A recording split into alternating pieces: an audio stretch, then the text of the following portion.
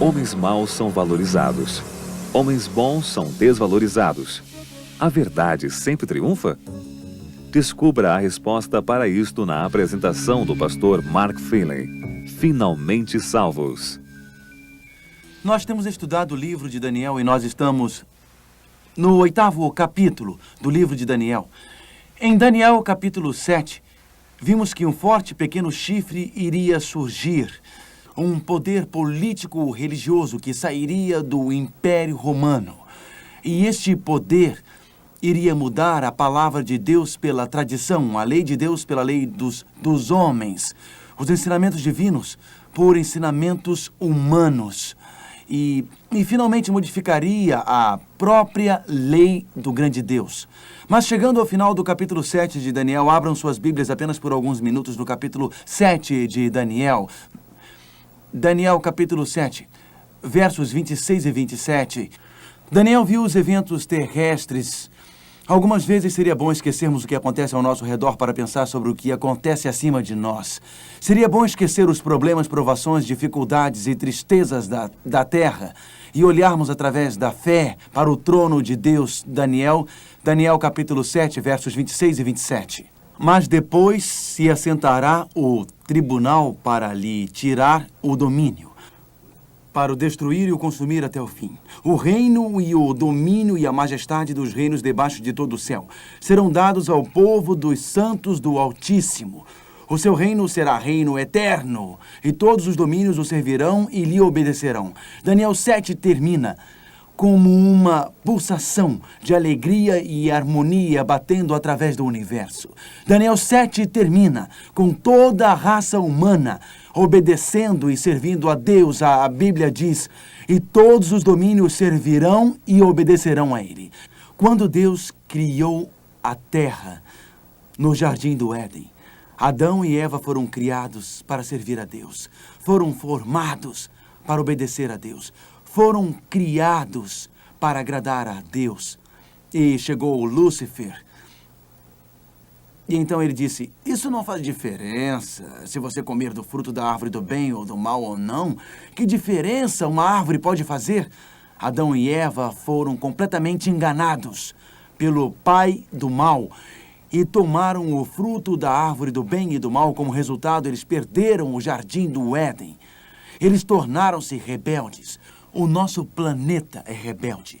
Nosso mundo é um mundo de destruição. Adão e Eva pecaram e abriram as portas para sofrimentos, morte, desastres, angústia e tristezas, desgraças para esse mundo.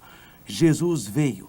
E Jesus veio para revelar que homens e mulheres, vivendo neste mundo com todas as tentações de Satanás, ainda poderiam ser leais e obedientes a Deus.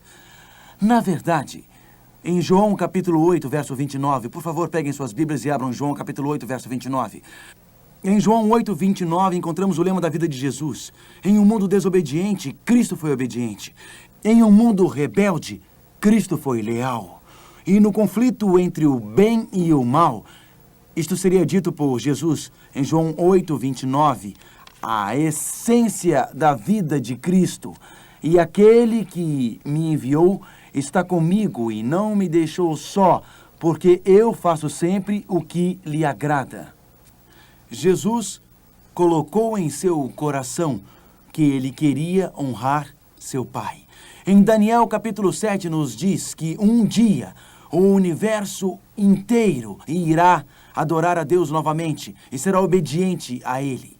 Em Daniel capítulo 8, o conflito intensifica-se. Em Daniel capítulo 8, o profeta focaliza os eventos que irão acontecer no fim dos tempos. Peguem suas Bíblias e abram no 8º capítulo do livro de Daniel. Daniel capítulo 8. O conflito aumenta. Mais uma vez, Deus nos situa. Mais uma vez, Ele antecede os eventos do fim dos tempos para nos localizar no tempo. Abram em Daniel, capítulo 8. Talvez uma pequena revisão irá localizar em nossas mentes onde estamos em Daniel, capítulo 8. Vocês se lembram que em Daniel capítulo 2 estudamos a profecia da grande estátua onde havia metais. Em Daniel capítulo 2 nós vimos o grande desafio político. Babilônia, Medo-Pérsia, Grécia, Roma desafiam o império de Deus. Em Daniel capítulo 2, Deus é mostrado como o verdadeiro governador do universo. A rocha destrói a imagem e o reino de Deus triunfa. Então, em Daniel capítulo 2, Deus está dizendo para nós: se vocês querem ser cidadãos de um reino que dura para sempre, sigam-me. Meu reino sobreviverá. Em Daniel capítulo 7, bestas violentas e agressivas surgiram e um pequeno chifre apareceu. Existe um desafio político-religioso. Aqui o desafio é na adoração e na obediência. Aqui Deus diz: se vocês quiserem sobreviver, minha verdade sobreviverá, minha palavra sobreviverá. E Deus nos leva a obedecer a Ele. Em Daniel capítulo 8, os animais aqui usados para representar as nações não são, nesse caso, animais ferozes, não são mais o leão, o urso, o leopardo e o dragão. Na verdade, vamos ler em Daniel capítulo 8, começando por Daniel capítulo 8, verso 3. Daniel 8, verso 3. Então eu levantei os olhos e vi, e eis que um carneiro estava diante do rio, o qual tinha 2 chifres. E os 2 chifres eram altos, mas um mais alto do que o outro, e o mais alto subiu por último. Vi que o carneiro dava marradas para o ocidente, para o norte e para o sul, e nenhum dos animais lhe podia resistir. Agora, verso 4. Estando eu observando, eis que um bode vinha do ocidente sobre toda a terra, mas, sem tocar no chão, este bode tinha um chifre notável entre os olhos. Dirigiu-se ao carneiro que tinha os 2 chifres. Agora percebam o carneiro e o bode. O carneiro abaixa a cabeça e o bode também abaixa a cabeça e eles acabam brigando. E o carneiro vence o bode. Uma coisa necessária a ser considerada: o carneiro e o bode eram animais usados no ritual do santuário. Vamos relembrar o ritual do santuário por alguns instantes, porque Deus queria nos dizer alguma coisa através do simbolismo do carneiro e do bode. Ele queria que nós soubéssemos que, mesmo antes de começar a estudar esta profecia, ele estava apontando para o santuário.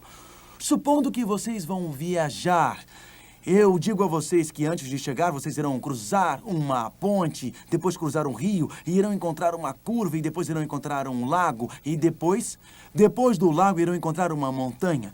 E quando chegarem perto da ponte, dirão: estamos chegando perto. E vocês veem o lago e depois dizem: estamos mais perto. Vocês veem a montanha e dizem: já estamos lá. Os símbolos que eu dei para vocês estavam apontando para o fim desta viagem. Então o carneiro e o bode eram animais do santuário. Vamos recordar o ritual do santuário. Se uma pessoa pecasse, ela oferecia um sacrifício. Deveria trazer um cordeiro que deveria ser perfeito, deveria ser sem manchas. Por que deveria ser perfeito e sem manchas? Quem seria representado pelo cordeiro? Cristo. Jesus pecou alguma vez? Jesus nunca pecou, mas Jesus se tornou pecador em nosso lugar. Jesus tomou o nosso lugar no pecado. Então Jesus, o Cristo perfeito, era representado pela ovelha perfeita e sem manchas. Nós não podemos vir até o santuário sem um sacrifício. O santuário nos leva para o lugar santíssimo, onde entre as asas dos anjos se manifesta a glória da presença de Deus. Nós não podemos nos aproximar de Deus sem termos a nossa oferta. Somos pecadores, nos rebelamos contra Deus, por isso vimos com os nossos sacrifícios. Nós oferecemos sacrifícios, porque foram os nossos pecados que levaram Cristo à cruz. Nós viemos como culpados, como condenados, mas oferecemos os nossos sacrifícios. Saímos do santuário cantando, a angústia dos nossos pecados sai dos nossos ombros. Se você veio a essa reunião com culpa, ou medo, ou condenação, na sua mente, imagine o seu Cristo, o seu Cordeiro, morrendo na cruz. Imagine seus braços abertos por você, o seu sangue escorrendo das suas mãos e da sua fronte. E na sua imaginação, mesmo que você esteja sentado aqui, diga ao Senhor: perdoe-me. A Bíblia diz que se confessarmos os nossos pecados, Ele é fiel e justo para nos perdoar. O peso da culpa pode sair dos seus ombros exatamente agora. Ele é o Cordeiro que foi morto por você. Seu sangue jorrou por você. Nós nos aproximamos dele. Nos aproximamos de Deus através de Cristo, mas o sacerdote pega o sangue e ele entra no santuário. E ao entrar no santuário com o sangue do animal, ele esparge este sangue bem na cortina. O sacerdote representa o pecador, portanto, na minha imaginação, eu me lembro, quando eu peco, quando eu me irrito, quando eu fico nervoso, quando eu sou impaciente, quando eu sou desonesto, eu me lembro de Cristo na cruz morrendo por mim. Ele é o meu cordeiro expiatório. Daí eu me lembro de Cristo subindo aos céus e diante da lei que eu quebrei, ele levanta seus braços e abre suas mãos machucadas. Ele é o meu sumo sacerdote. Eu preciso de um cordeiro que morreu e eu preciso de um sacerdote que vive. Jesus representa você diante do trono de Deus. Seu coração está quebrantado, você está muito angustiado, a nossa dor chega a Jesus. Ele recebe todas as nossas dores, desilusões, nossos sofrimentos. Nós temos um representante no santuário celeste, nós temos esse representante. A Bíblia diz, ele vive para interceder por nós. E a Bíblia diz, prostremo-nos diante do trono da graça, onde nós achamos ajuda na hora da necessidade. Algumas vezes já passou por necessidades? Se tem algum problema na vida, vá a Cristo e ele é o seu sacerdote no santuário. Mas sigamos. Uma vez ao ano acontecia a festa especial, a festa da purificação do santuário. Nós vamos estudar mais sobre isso. O cordeiro e o bode eram animais usados para um sacrifício especial feito no último dia da festa da purificação do templo, no dia do julgamento. Por que Deus mudou o simbolismo usado anteriormente das 4 bestas ferozes para 2, o cordeiro e o bode, para representar 2 nações que ele já havia representado antes? Por esse motivo, quando você começa a ler o capítulo 8, Deus quer que você perceba que quando ele usa o cordeiro e o bode é porque ele está apontando para o fim dos tempos, para o juízo final, para a purificação do templo. Peguem suas Bíblias e abram em Daniel capítulo 8. Deus está nos localizando. Deus está dizendo, eu estou lhes dando alguns sinais para mostrar para onde vocês estão indo. Então, Daniel capítulo 8, versos 3 e 4, lemos sobre o cordeiro e o bode, mas quem representavam o cordeiro e o bode? Naturalmente, uma besta representa um reino e Deus usou estes 2 animais para nos mostrar o santuário. Mas leiamos Daniel 8, versos 20 e verso 21. Daniel 8, versos 20 e 21. Aquele carneiro que viste com 2 chifres são dois reis. Quem são esses 2 reis, por favor? Da Média e da Pérsia. Mas o bode peludo é o rei de onde? Da Grécia. E o chifre grande que tinha entre os olhos é quem? O primeiro rei. Quem era o primeiro rei da Grécia? Alexandre o Grande. Isso, muito bem. Então o cordeiro representava a Medo-Pérsia. E o bode representava a Grécia e o primeiro rei representava Alexandre. Porém, lembrem-se que Deus usou esses animais especiais porque este capítulo é sobre o santuário. E é sobre o fim dos tempos no santuário. E estes animais simbólicos sempre entram no santuário no fim dos tempos, mas eles representam a Medo e a Pérsia, e eles representam a Medo-Pérsia e a Grécia. Os animais do santuário mostram que Deus não irá falar sobre um desafio político, mas ele irá falar sobre um desafio religioso. Nós vimos em Daniel 2, Satanás atacando a autoridade de Deus. Então, em Daniel 7, nós vimos Satanás atacar o reino de Deus. Mas em Daniel 8, temos Satanás atacando a verdade de Deus no fim dos tempos. Daniel capítulo 7 nos conduz para dentro do capítulo 8. O cordeiro e o bode são animais do santuário. Destes 2 animais, o cordeiro possuía 2 chifres. Por que será que o cordeiro possuía 2 chifres? Porque qual nação derrotou a Babilônia? Medo-Pérsia. E a Bíblia diz... Vejamos como a Bíblia é clara sobre isso. Eu não quero que vocês percam essa passagem. Vejamos como a Bíblia é específica. Nem sempre as profecias são tão específicas. Daniel 8, verso 3. Então levantei os olhos e vi, e eis que um carneiro estava diante do rio, o qual tinha 2 chifres. O cordeiro é a Medo-Pérsia. E os 2 chifres eram altos, um mais alto do que o outro. E o mais alto subiu por último. Temos 2 chifres. Um maior... E o maior surgiu por último, Pérsia. E a Pérsia, o maior, dominou sobre Medo. Surgiu por último, exatamente, os persas, que eram mais fortes do que os medos. E estes persas surgiram depois, como foi profetizado. Vejamos a clareza do próximo verso, verso 4. Vi que o carneiro dava amarradas para o ocidente, para o norte e para o sul. Então, a Grécia pressiona para o ocidente, para o norte e para o sul. Aliás, a Medo-Persa pressiona para o ocidente, para o norte e para o sul. Daí lemos sobre o bode no verso 5. Estando eu observando, eis que um bode vinha do ocidente. Exato, sabemos que o Império Grego surgiu exatamente do ocidente. Lembram-se quando o Império Grego lutou com o Império Medo-Persa? Sobre toda a terra, mas sem tocar no chão. E aquele bode tinha um chifre notável entre os olhos, Alexandre o Grande. Dirigiu-se ao carneiro que tinha 2 chifres, Medo-Persa, ao qual eu tinha visto diante do rio, e correu contra ele no furor da sua força. Exatamente o que aconteceu quando a Grécia derrotou a Medo-Persa. E vejam, verso 8. Viu chegar perto do carneiro, e enfurecido contra ele o feriu, e lhe quebrou os 2 chifres. O bode representa a Grécia. E o chifre maior representa quem? Alexandre o Grande. E quando ele se tornou muito forte, o chifre maior Alexandre, o que aconteceu com ele? Ele morreu. E no lugar dele...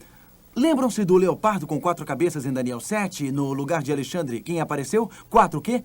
Vocês são bons estudantes! 4 generais que tomaram conta do império. Notem o que diz a última parte do verso 8, a última parte. E em seu lugar saíram 4 chifres notáveis para os 4 ventos do céu. Assim como o leopardo, em Daniel 7, representa a Grécia, assim como as asas do leopardo representam uma conquista rápida, assim como as 4 cabeças do leopardo representam os 4 generais do reino de Alexandre, Cassandro, Ptolomeu, Licímaco, Selenco, também o bode que corre tão rápido e não toca o chão representa Alexandre o Grande. E os 4 chifres representam os 4 generais. Quando o grande chifre foi destruído, notem que um destes chifres, vejam, uma destas 4 divisões da Grécia tornou-se automaticamente a líder do império. Um deles fez isto. E então, um destes chifres, isto é, um dos chifres era um pequeno chifre. Nós lemos sobre um pequeno chifre. Nós lemos sobre um pequeno chifre em Daniel capítulo 7, lemos sobre isso.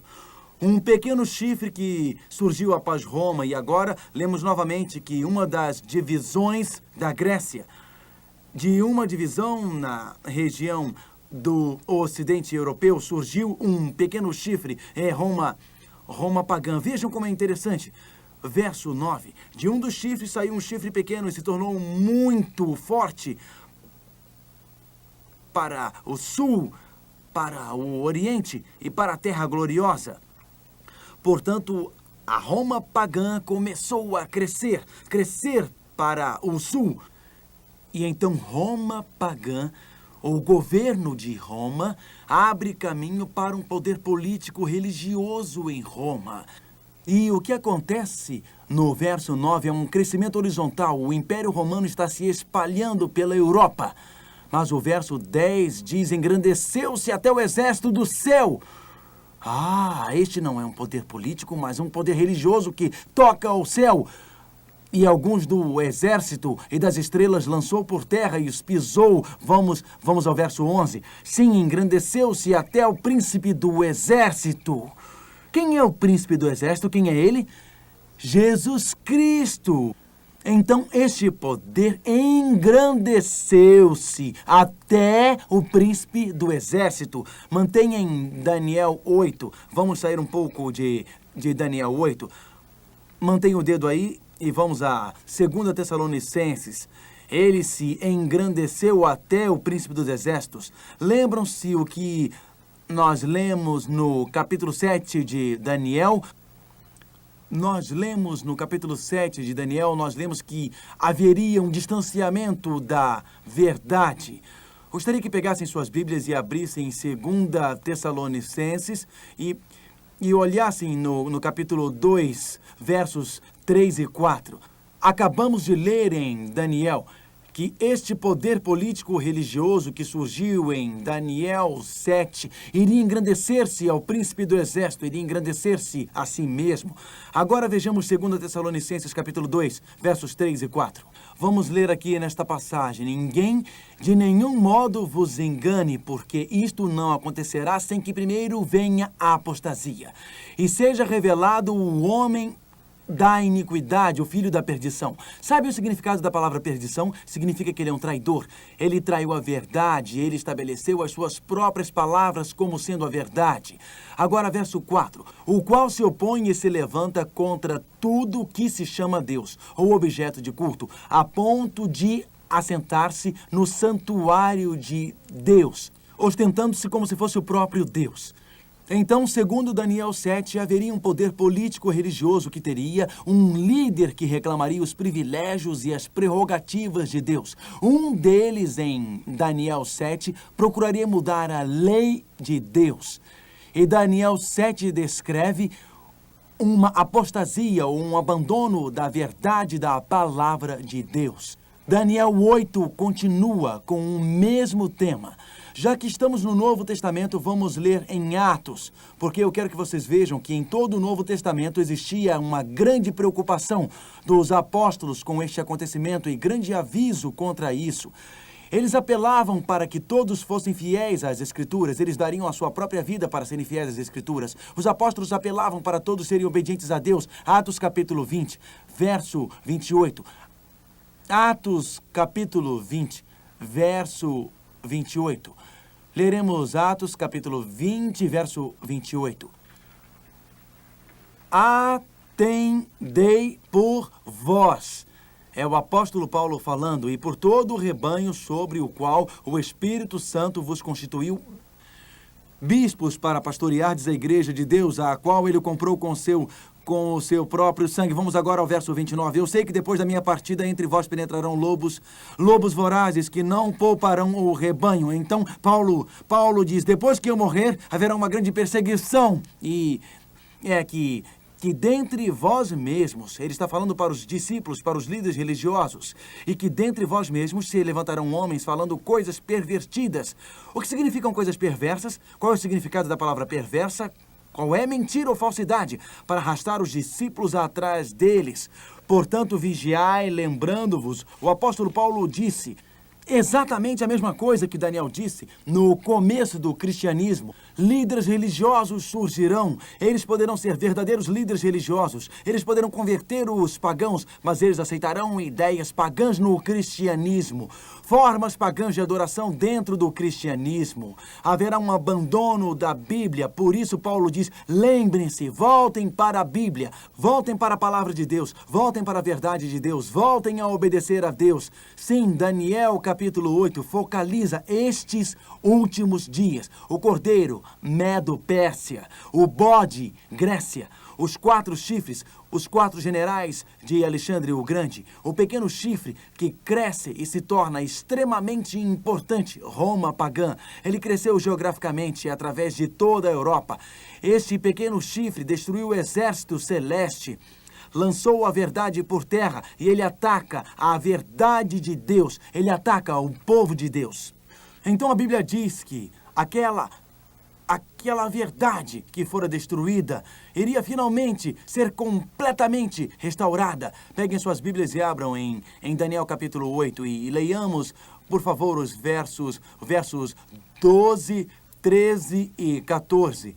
Daniel capítulo 8. Sim, a verdade seria restaurada. Sim, as tradições espalhadas pela terra seriam derrotadas pela luz da verdade divina.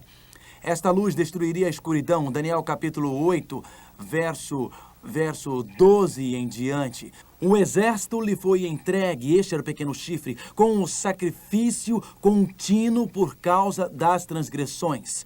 E deitou por terra a verdade, e o que fez prosperou. Depois ouvi um santo que falava e disse, outro santo, aquele que falava, até quando durará a visão do costumado sacrifício e da transgressão assoladora, visão na qual era entregue o santuário e o exército a fim de serem pisados? Até quanto? Por quanto tempo o santuário divino seria lançado por terra? Um poder político, religioso iria crescer. Ele iria destruir a verdade sobre Jesus e o sacrifício. Todos os tipos de intercessores seriam criados ao invés de Jesus.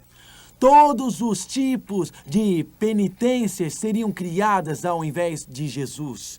Ao invés de Jesus, a ovelha sacrificada, ao invés da graça de Deus, a verdade sobre o santuário, o sangue de Cristo no Cordeiro seriam lançados por terra.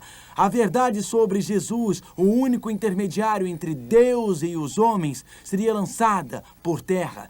A verdade sobre Jesus, o nosso sumo sacerdote, sendo o único sacerdote que poderia perdoar os nossos pecados, seria lançada por terra. A verdade sobre a lei divina, que mostra o caminho para homens e mulheres para retornarem a obedecer a Deus, seria lançada por terra pelas tradições humanas. Em Daniel 8 e verso 13, vemos dois santos no céu. Dois santos no céu. Frequentemente na Bíblia, santo significa crente na terra, ou algumas vezes a palavra santo, quando referindo-se ao céu, significa seres angelicais.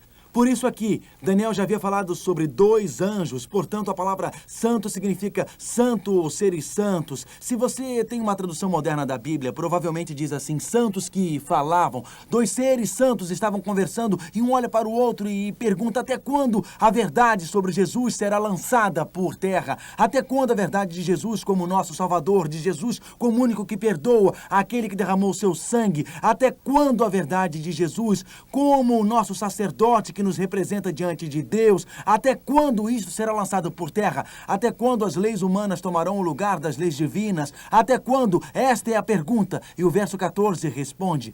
Ele me disse, verso 14, até 2.300 tardes e manhãs e o santuário será purificado. Até 2.300 tardes e manhãs e o santuário será purificado. A verdade divina será levada para toda a terra, revelando que Jesus é o Cordeiro, que Jesus é o sacerdote, que Jesus é o caminho para a obediência da sua lei. No final deste período de 2.300 dias, os erros seriam purificados. No juízo final de Deus na terra, a luz celeste brilharia sobre toda a terra, sobre os seres humanos antes do fim do tempo. E eles saberiam tudo sobre Jesus, o Cordeiro sacrificado, saberiam que Jesus é o sacerdote, saberiam que Jesus é o único que perdoa, saberiam de sua misericórdia e de seu poder, saberiam sobre sua obediência e sobre a lei de Deus. Percebem que no fim do tempo tudo é sobre Jesus? Mas, e sobre esses 2.300 dias, eu estou meio confuso aqui, porque a Bíblia diz até 2.300 tardes e manhãs e o santuário será purificado. Portanto, existem três coisas. Existe um período de tempo, 2.300 dias. Existe um lugar, o santuário, e existe um evento, a purificação deste santuário. Mas se contarmos 2.300 dias dos dias de Daniel, quantos anos seriam? Se são dias literais, 2.300 dias, quantos dias temos em um ano? Alguns sabem. Quantos dias? 365. Então, estes são apenas 2.300 dias. E se forem literais, seriam um pouco mais de 6 anos. Mas o anjo disse algo para Daniel que me confunde muito. Leiamos Daniel, capítulo 8, e verso 17. Daniel 8, verso 17. Se estes são anos literais, desde os dias de Daniel, eu me confundiria com o que o anjo disse para Daniel em Daniel 8, 17. Veio, pois, para perto de onde eu estava. Ao chegar ele, fiquei amedrontado e prostrei-me com o rosto em terra, mas ele me disse, entende, filho do homem, pois esta visão se refere ao tempo do fim, quando esta visão sobre a purificação do templo aconteceria realmente? Em qual período de tempo? Para o fim do tempo. Agora, notem que, novamente, no verso 19, ele diz, eis que te farei saber o que há de acontecer no último tempo da ira, porque esta visão se refere ao tempo determinado do fim. Então, este período de 2.300 dias acaba quando o tempo do fim começa, e no fim do tempo a verdade de Deus será restaurada. Portanto, estes não são 2.300 dias literais. Eles têm que ser algo mais. Então, aqui em Ezequiel 4, 6 diz, leiam comigo, por favor. 40 dias te dei cada dia por um ano. Segundo a Bíblia, um dia profético é igual a um ano literal, não é? Isso. Então, em profecia bíblica, um dia representa um ano. Então, 2.300 dias representam o quê? 2.300 anos. Não iremos nesta fase determinar quando começará o julgamento ou quando estes 2.300 dias começam, porque nesta fase eu quero focalizar os fatos e no capítulo 9 nós iremos determinar exatamente quando começa o fim dos tempos, exatamente quando o juízo final irá começar, exatamente quando começa este período chamado de purificação do santuário. Mas nesta fase, um anjo disse para o outro: quando a verdade sobre Jesus, o nosso Cordeiro sacrificado, sobre a sua misericórdia e perdão, e sobre o sacerdote que vive por nós no céu, e sobre a obediência e sobre o santuário será revelada. E ele disse: no fim de 2.300 dias ou anos, no fim dos tempos, haverá uma grande restauração da verdade. Mas mesmo assim, não é só um período de tempo que é mencionado aqui, mas também um evento. Os 2.300 anos desde o tempo de Daniel nos leva ao final dos tempos. Mas existe um evento, e este é chamado a purificação do santuário. Lembram-se que na nossa última lição, a Bíblia fala de dois santuários. O santuário terrestre, construído por Moisés, parecido com a maquete que temos aqui, e o santuário celeste, o verdadeiro santuário. Este santuário foi estabelecido por Deus. Então, a pergunta é: qual é o significado da expressão em Daniel 8,14, purificação do santuário? Cada dia, ovelhas eram sacrificadas no pátio do santuário. Cada dia, pecadores vinham ao pátio para sacrificar animais. Cada dia, o sangue dos animais era levado para o lugar santo, a primeira parte do santuário. Mas apenas uma vez por ano, o sumo sacerdote entrava no lugar santíssimo do santuário. E ele fazia isso no último dia do ano dos judeus, chamado Yom Kippur. Este era um dia muito especial. Prestem atenção. Cada parte do santuário representa alguma coisa sobre Jesus. O cordeiro sacrificado no pátio representava Jesus morto. Fora do santuário celeste, se quiserem, no pátio deste mundo. E então, após a morte de Jesus no pátio deste mundo, como o nosso cordeiro expiatório, ele subiu até ao santuário celeste como nosso sacerdote, porque Jesus é o cordeiro sacrificado e é o sacerdote que vive. Na Bíblia, uma vez por ano, o sumo sacerdote se apresentava perante a presença de Deus, diante da Arca do Concerto. Ali, diante da presença de Deus, no final do ano judeu, o povo se reunia para examinar pela última vez os seus corações, para a última purificação da alma, para um último comprometimento com a lealdade e a obediência. Continuem marcando as suas Bíblias, porque tudo o que precisamos fazer para entender o santuário celeste é entender o santuário terrestre. Cristo morreu no pátio 2.000 anos atrás, quando uma cruz foi colocada no Monte Gólgota. Então Jesus subiu ao céu como o nosso sacerdote, na presença de Deus. E então, a Bíblia diz, pai e filho começaram um trabalho especial chamado purificação do santuário ou julgamento dos últimos dias. O que acontecia no santuário terrestre durante o período da purificação do santuário? Abram suas Bíblias em Levíticos. Nós iremos ler o livro de Levíticos, começando com Levíticos capítulo 16. Este é o último dia do ano judeu, chamado Yom Kippur, o dia da expiação. Levíticos capítulo 23. Leremos o verso 30. Aliás, Levítico 16, verso 30. Levítico 16, verso 30. Leremos o verso 23 logo. Levítico 16, verso 30. Porque naquele dia se fará expiação por vós para purificar-vos, e sereis purificados de todos os vossos pecados perante o Senhor. Este era o último dia do ano judeu. Este era um dia especial, o dia do juízo. Vejamos Levíticos capítulo 23. Todo o povo de Israel era chamado perante Deus. Todo o povo de Israel era chamado para examinar seus corações perante Deus. Todo o povo de Israel era chamado a apresentar-se limpo perante Deus. Notem Levíticos 23, verso 29. Começando com o verso 28 e daí o 29, Levítico 23, 28 e 29. Nesse mesmo dia nenhuma obra fareis, porque é o dia da expiação. E o que significa expiação? Bom, esta palavra significa com Deus. São 3 palavras que significam reconciliação do homem com Deus. Então preste atenção. A cada dia, pecadores vinham oferecer sacrifício, simbolizando o perdão de seus pecados. A cada dia, o sacerdote entrava no santuário, levando o sangue do cordeiro, e ele entrava representando a pessoa. Sim, os seus pecados eram perdoados. A cada dia, as pessoas vinham desencorajadas e deprimidas por sua culpa, mas iam embora, sentindo-se livres, tranquilas, felizes e perdoadas.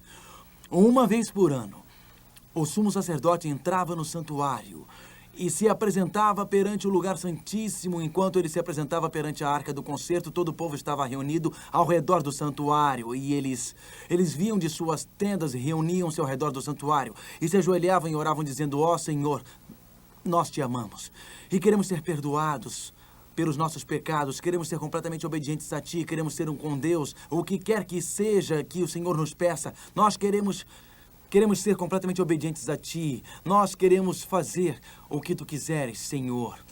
Nós queremos Te agradar, qualquer caminho que o Senhor nos mostre, queremos ser obedientes.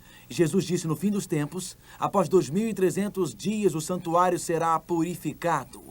Em algum momento durante o tempo do fim, algum momento antes que estes 2.300 dias terminem, uma expiação iniciar-se-á quando o tempo do fim começar, quando o juízo final começar. Mas em algum momento, quando o julgamento começar, no final dos tempos, Deus fará um último apelo aos homens e mulheres para irem a Ele e provarem a sua misericórdia. Um apelo para homens e mulheres provarem a sua graça, para homens e mulheres abrirem seus corações para Ele, porque Cristo será exaltado perante todo o mundo como Salvador do mundo novamente. A luz irá alcançar os confins da terra. Jesus Cristo será exaltado sobre todas as ideologias, sobre todas as tradições, sobre todas as religiões. Cristo será exaltado novamente como cordeiro sacrificado, sob a luz da purificação do santuário, sob a luz do juízo final, sob a luz da última exaltação de Cristo.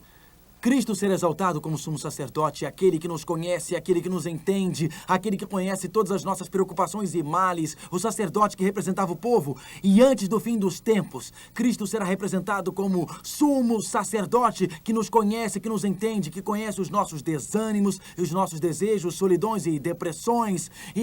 Este Cristo será visto diante do trono de Deus, nos representando. Seu nome está no coração. Seu nome está em sua mente. O seu nome está diante do trono de Deus com o seu sumo sacerdote. O sumo sacerdote judeu representava o povo. Cristo, o nosso sumo sacerdote, nos representa. Mas nos últimos dias, o santuário seria purificado. Toda a poluição religiosa produzida pelos homens seria completamente destruída. Todos os erros feitos por homens seriam descobertos. As falsidades ensinadas por professores religiosos seriam descobertas e banidas do santuário celeste. Nos últimos dias se ouviria o último apelo de Deus para realmente serem obedientes. O apelo do santuário, o apelo de Daniel, é o apelo de Jesus como nosso sacerdote, para amá-lo, para obedecê-lo, para servi-lo e para darmos nossas vidas a Ele. É o chamado de Jesus, o nosso Salvador, para os nossos corações. Agora, não importa quão distantes estejamos dele, não importa quanto nós o desapontamos, não importa quanto o nosso coração duvidou, o chamado de Daniel capítulo 8 é para que nós voltemos para Jesus. O apelo de Daniel 8 não é para nos unirmos em um santuário terrestre, mas é para nos ajoelharmos em nossos quartos à noite, perante o grande santuário celeste, porque esta aqui é apenas uma maquete do grande original lá do céu. Ajoelhar-se lá, imaginando Cristo como nosso sumo sacerdote, dizendo para nós, diante do universo, que somos seus filhos. É um apelo para aceitarmos Cristo como Salvador, para abrirmos nossos corações para Ele, para aceitar a sua grandeza, misericórdia e perdão, para aceitar o seu poder para mudar as nossas vidas, que nos fará obedientes e nos dará forças para seguirmos a sua lei. O apelo de Daniel 8 é o apelo para ser feito para homens e mulheres que criaram religiões, criaram tradições, para abrirem os seus corações para este Cristo. Vocês já jogaram alguma vez na loteria? Não precisam levantar as mãos. Já ganharam? Já ganharam na loteria? Steve ganhou. Steve ganhou a loteria no estado de Ohio, não muito tempo atrás. E quando Steve ganhou, ele recebia $107 mil por ano para sobreviver. Não é nada mal. É uma boa soma, não é? Mas sabe de uma coisa que descobriram sobre pessoas que ganham na loteria? Frequentemente, a sua vida se torna amarga, porque qualquer pessoa quer ser o seu parente. Porque quer uma parte do seu prêmio. Steve não ganhou só uma vez. A primeira vez recebia 107 mil, 2 anos mais tarde ganhou novamente. Recebia 20 mil e esta foi só uma pequena soma. Kim e sua esposa, aliás, Steve e a sua esposa Kim eram casados há 17 anos. Mas ele não sabia que nos últimos 2 anos ela se encontrava com outro homem. E ela queria o divórcio, mas ela queria descobrir como conseguir os 107 mil por ano, porque ela não queria divorciar-se de Steve e perder todo aquele dinheiro. Ela não queria a Steve, mas queria o seu dinheiro. Então ela decidiu contratar um assassino por $500 para matar o seu marido. E assim ela conseguiu o dinheiro. Ela estava ao telefone com o seu, eu ia dizer amante, mas com o assim chamado amante, contando sobre o seu plano de contratar um homem por $500 para matar o seu marido. E assim os dois teriam dinheiro para viverem felizes para sempre. Eu disse felizes para sempre. Porém, o seu filho de 21 anos, o filho de Steve, ouviu a sua mãe falando com o amante pelo telefone sobre o assassinato que mataria o pai dele. Então o filho foi até o pai dele e disse: pai, eu tenho que lhe dizer uma coisa. Mamãe não é fiel a você. E ela está contratando alguém para te matar. E o pai ficou completamente chocado. Completamente chocado. Ele foi à polícia e os denunciou, porque ele sabia os detalhes da história. E a polícia seguiu Kim quando ela deu $500 para o assassino. E a prendeu em flagrante. E ela foi para a prisão. E Steve começou a pensar: eu não vou desistir do meu casamento após 17 anos. Existem muitas coisas que nos mantêm unidos. Então ele começou a visitar a sua esposa lá na prisão.